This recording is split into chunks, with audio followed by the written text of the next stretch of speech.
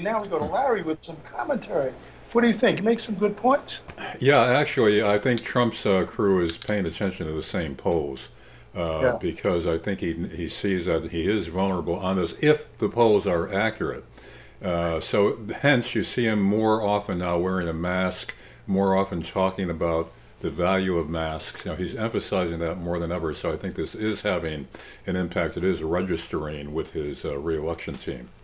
It's too late, though, given that there are 142,000 Yeah, you know, deaths. again, I think, you know, some of that will be perhaps modified if people buy it that, you know, it's really China's fault and the early advice from Fauci and others where it was no big deal, you know, whether he could sell that it's not really his fault.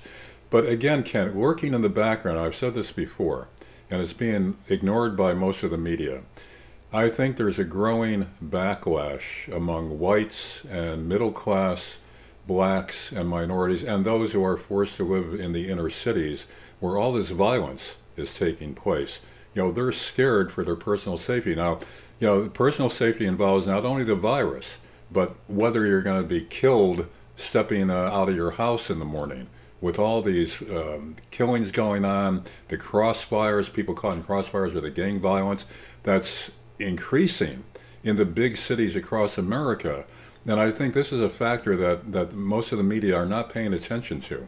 Now, this could work much in Trump's favor. And now, of course, he's bringing in federalized elements, troops, not necessarily troops, but, you know, federal agents to tamp down the violence. So he could come out looking very good on that respect. So it's a mix. The virus is a huge factor, but so is personal safety emerging as a big competitive factor. Well, I mean, I think a lot of whether you get killed or not walking out of your house has to do with a lot of police brutality, which is, pretty Kent, high. Kent, high Kent, in I don't the, know if you've been watching the same videos that I have. CNN is barely covering this.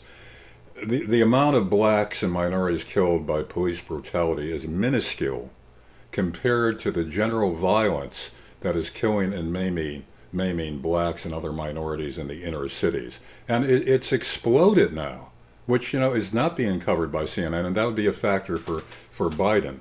You know, Trump is running ads now heavily that emphasizing all this violence, and the tagline at the end is, "You will not be safe in but I Biden's mean, America." I, from what I've read from crime experts, I mean, the violence is not that extensive. I mean, it's not relative, especially relative to back in the '60s and the '70s and the '90s. I mean, it's not that big an increase. It was tamped down to some extent, but now it's erupting again, I think exceeding what's been going on, especially New York City. You know, Giuliani, you know, you could take issue with the tactics he used, but the crime and the murder rate went way down. Now it's way up under de Blasio and other big city mayors that are ignoring, defunding police, tying the hands of police where they can't react to a lot of this that's going on. Yeah, people, you know, who live in these cities, even if they can't see it on the news with the liberal media, they're really playing it down. But, you know, those who live in these localities are alarmed by it, and that spreads through the community. So I don't think this is a slam dunk just with the virus. It could be, but I think a big competing factor that's being ignored is the growing violence in the inner cities and across America. 14 people shot in front of a funeral house in Chicago the other night. And this is just an example. You know, kids being killed in crossfires, that has to have an effect. Even though CNN and MSNBC are really playing it down, you barely see that kind of coverage. Well, what about, I mean, I think in terms of his sending the federal agents out to these cities, I think that's going to, probably he'll be tampered down by the courts a little bit, depending on what they decide the Yeah. next few days.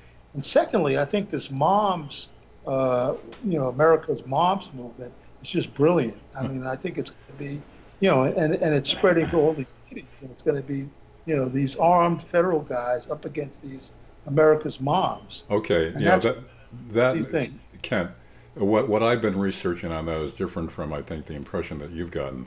The moms are actually among they're protesters that suddenly turn around and wear a different garb.